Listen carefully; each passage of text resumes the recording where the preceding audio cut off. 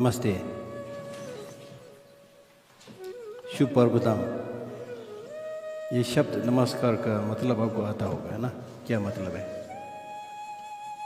नमस्कार मतलब आपके अंदर का जो अच्छे गुण है कार्य करता हूँ। तो आपको देख लो आपके पास कौन सा गुण है, आपके पास कौन सा अच्छे गुण है। आपके पास बहुत सारे अच्छी चीज़ है, आप देख लो है नहीं है, ये पहचानना बहुत जरूरी है। उससे फिर उम्मीद होता है। उम्मीद, एक बार मैं उधर न्यू दिल्ली में 2.5 साल तक मैं उधर काम किया था। तो एक हमारा इंडियन फ्रेंड आता था, एक दिन मेरे पास आया, यूएस लाइब्रेरी ऑफ कांग्रेस में काम करता था। वो मेरे पास आया, बोला गुरुजी मुझे बौद्ध धर्म के बारे में थोड़ा सीखना है, मुझे थोड़ा सिखा दो। मैंने बोला ठीक है, ऑफिस के बाद में आ जाना। मैं ऑफिस जाता था, ऑफिस के बाद में आ जाना। फिर ऑफिस के बाद वो आता था। कई दिनों तक मैंने जितना मुझे याद है वो मैंने समझाया। फिर एक दिन उसने बोला कि गुरुजी आप बौद्ध हैं, बुद्धिस्ट हैं और गुरु भी है ना? तो आपके पास बहुत चमत्कारी जैसे ज्ञान होगा, मुझे थोड़ा बताओ। रियलाइजेशन घर लग रहे तो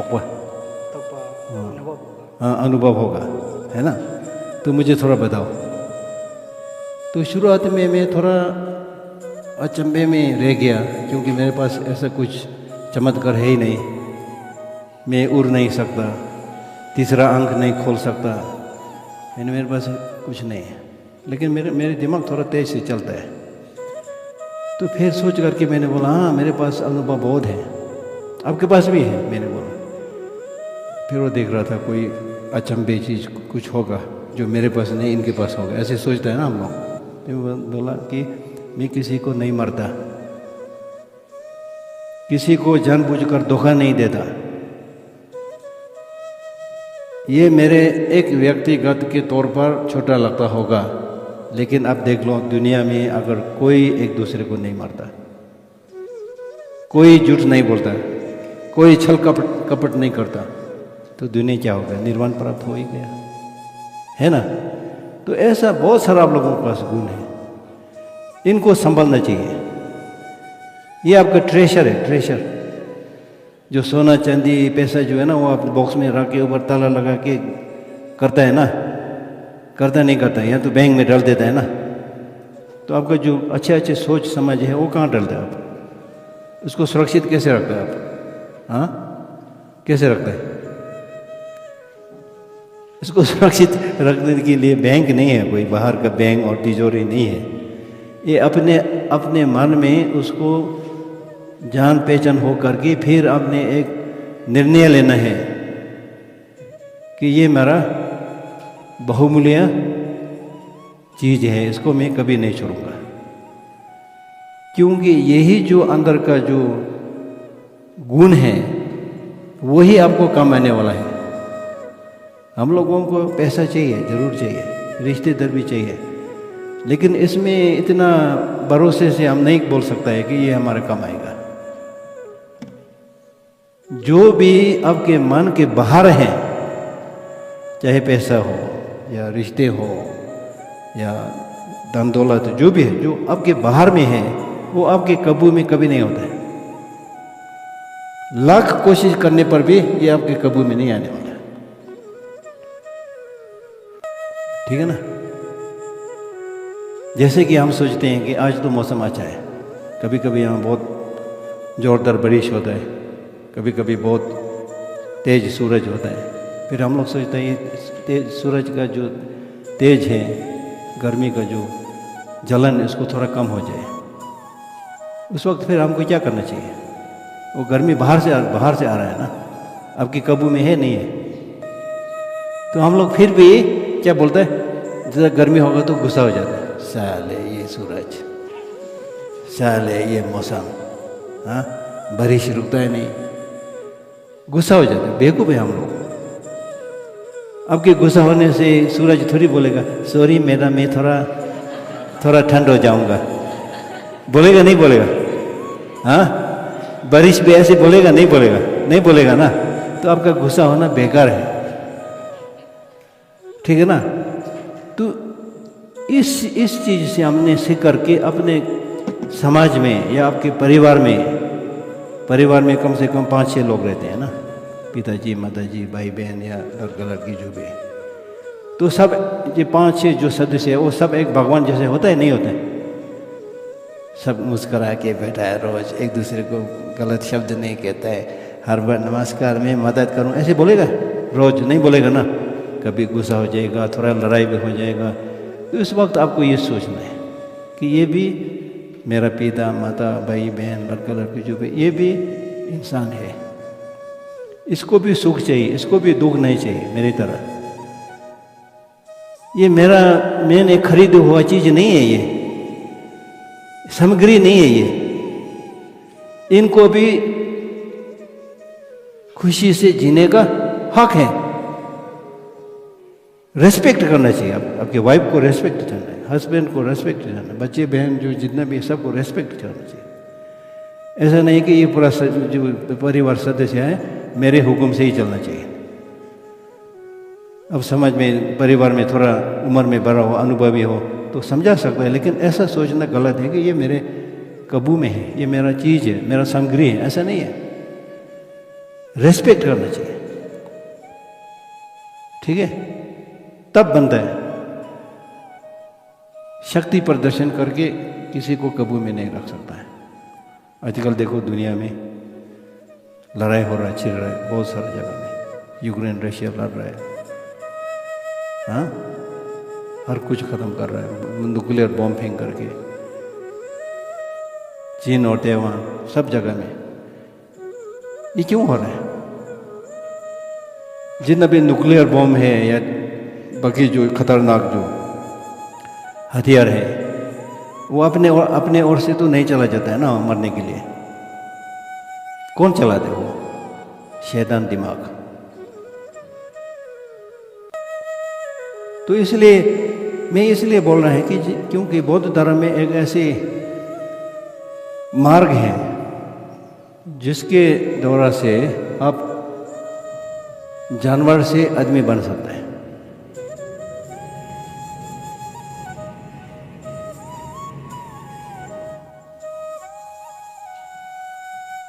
हमारा शुरुआत कहाँ से हुआ?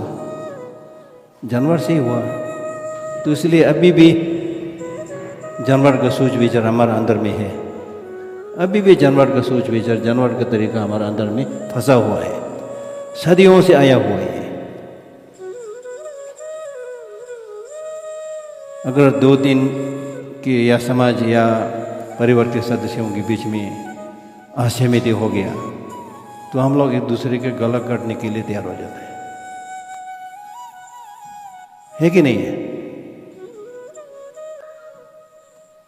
अगर किसी ने आपको गलत किया तो तुरंत उसके पर झपटना,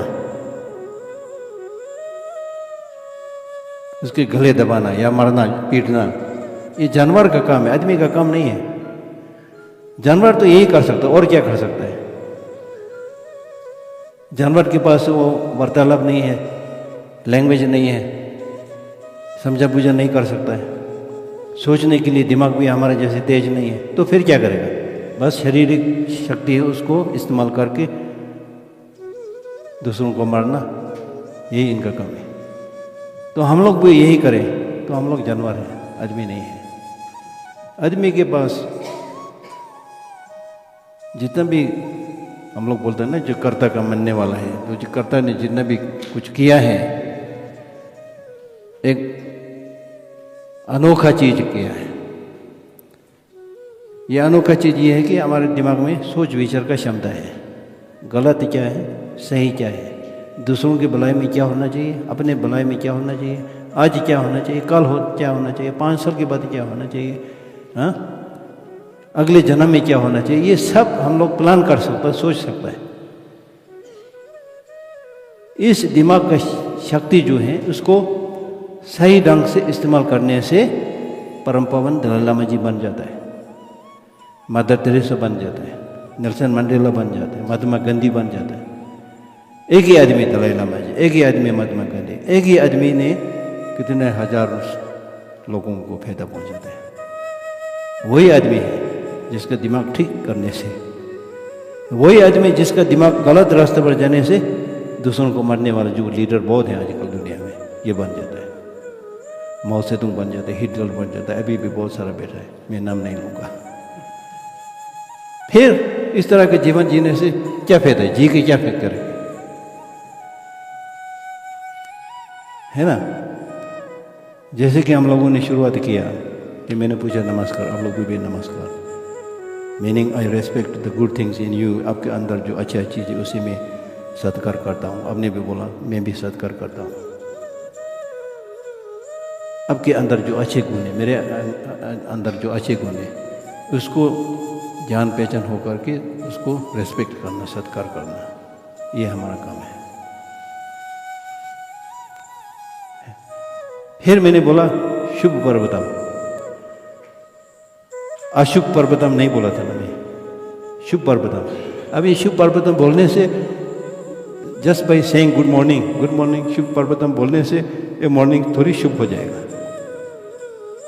बोलना चाहिए, बोलने के बाद फिर क्या करना चाहिए आपको, पूरा जो मॉर्निंग है वो अच्छा हो, प्रयास करना चाहिए उसको।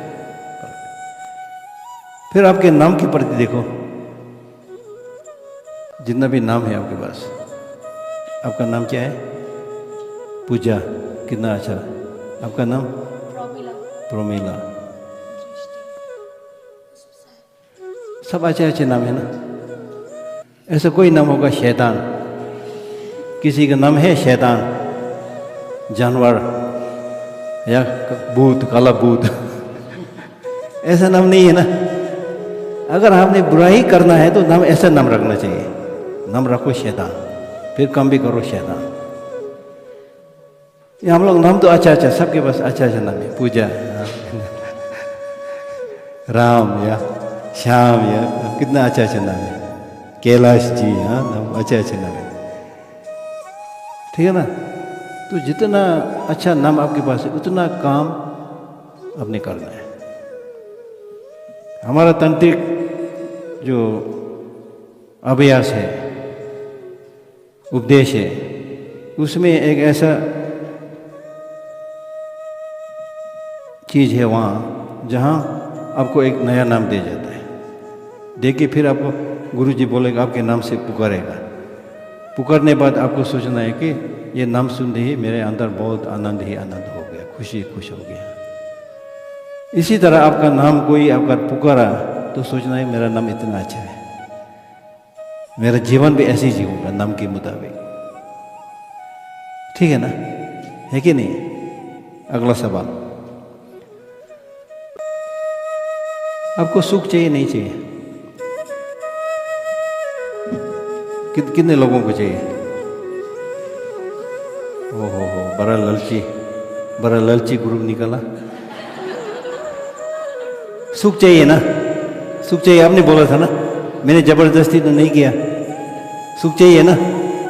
दूसरा प्रश्न, सुख कितने दिन के लिए चाहिए। हाँ, परमानेंट बोलता है ना, चाहिए ना परमानेंट। लेकिन अब ऐसे नहीं जी रहे हैं जैसे कि आपको परमानेंट सुख चाहिए। चाहता बहुत है, करता बहुत कम है, ये सोचने वाली बात है। क्योंकि अभी बौद्ध धर्म के बारे में गुरुजी लोग सब लोग बहुत गहराई से आपको समझाएगा। मेरा हिंदी इतना अच्छा भी नहीं है, गहराई में जा भी नहीं सकूँगा, जाने का मन भी नहीं है ना। लेकिन मैं इतना आपको सोचने के लिए मजबूर कर दूंगा।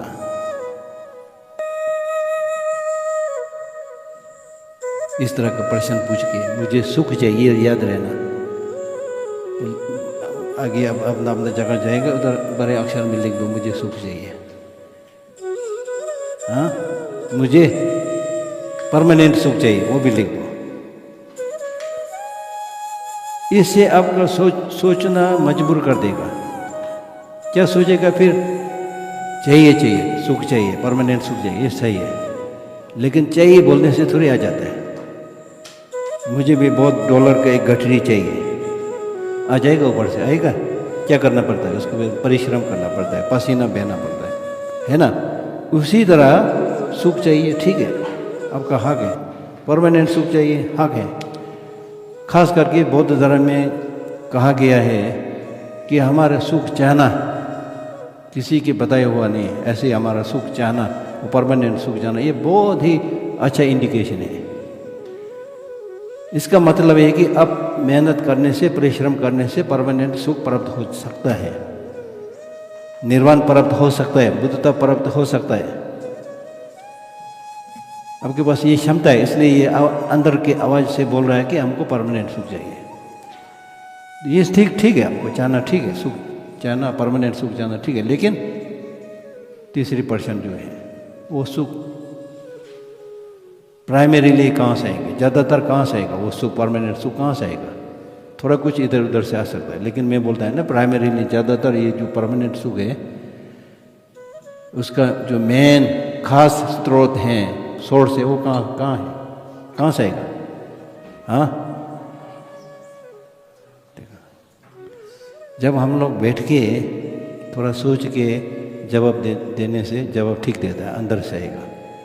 अपने दैनिक जीवन में ऐसे सोचता है ना, दैनिक जीवन में आपके भागदौड़ जिंदगी में हम लोग सोचते हैं सुख बाहर से आएगा, इसलिए दौड़ रहा है आजकल पूरा दुनिया।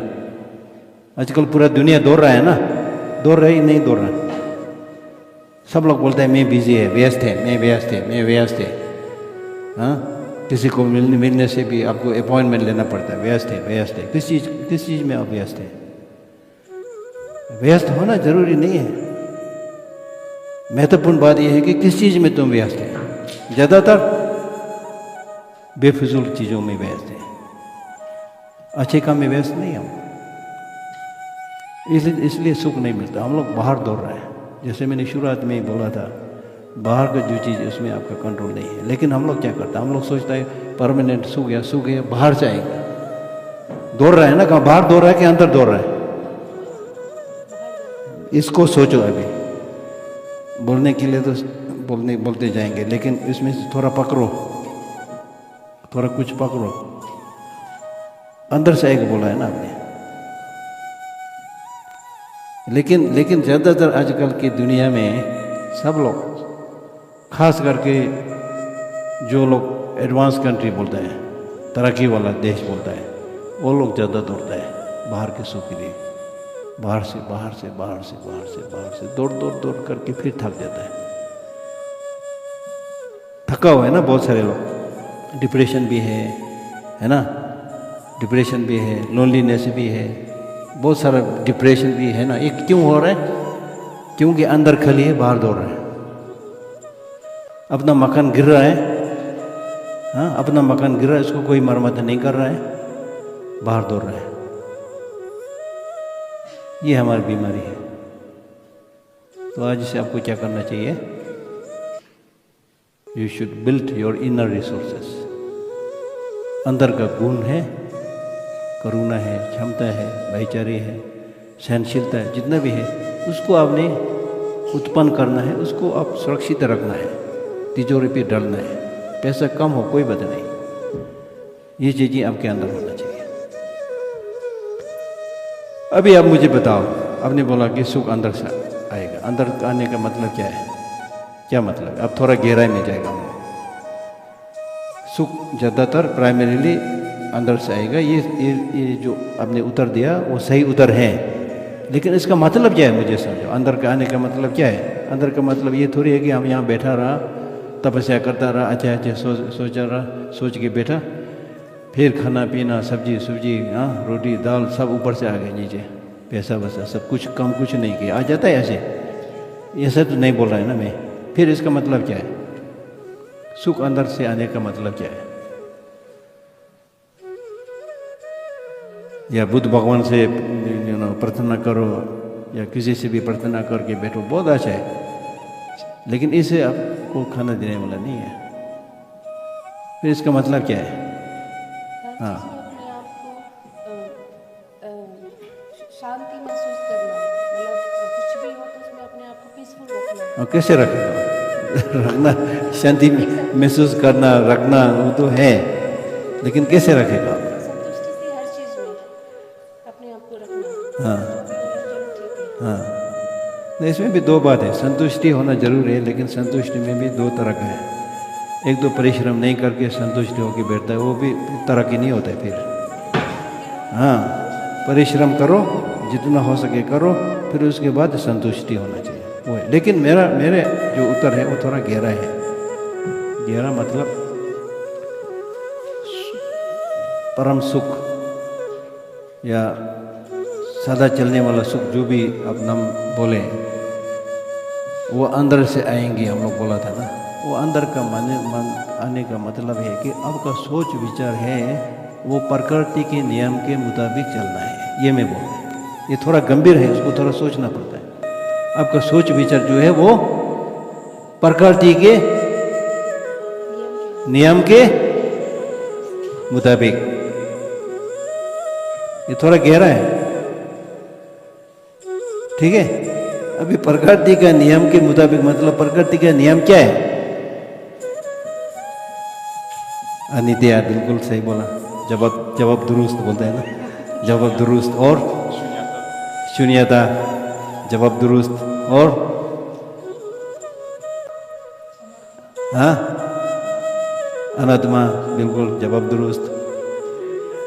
ग्रेविटी का सिद्धांत, जो भी प्रकृति का नियम है उसको जानना और उसी के मुताबिक जीना चाहिए।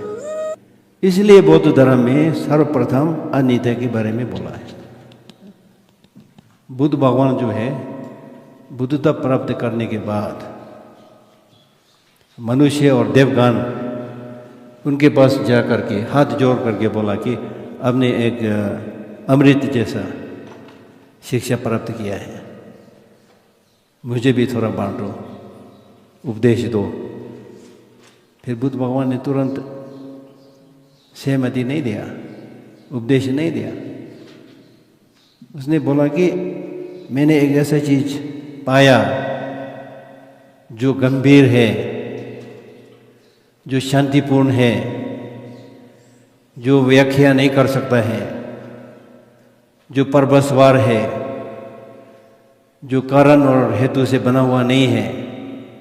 इस तरह का अमृत मैंने पाया है। किसी को भी ये हमने बांटेगा या शेयर करने से दिमाग में, खोपड़ी में नहीं घुसेगा। तो मुझे अकेला छोड़ दो, मुझे अपना तपस्या करने दो, मुझे डिस्टर्ब मत करो, यही बोला था शुरू। फिर बार बार बोल के फिर जब उसने उपदेश दिया तो चार आर्य सत्य, चार आर्य सत्य के सबसे, चार आर्य सत्य में प्रथम आर्य सत्य है दुख आर्य सत्य। दुख आर्य सत्य को चार विशेषता से बताया गया। उसमें सब प्रथम है अनित्य। जो बौद्ध धर्म का शुरुआत है, उपदेश शुरुआत जो उपदेश है वो अनित्य।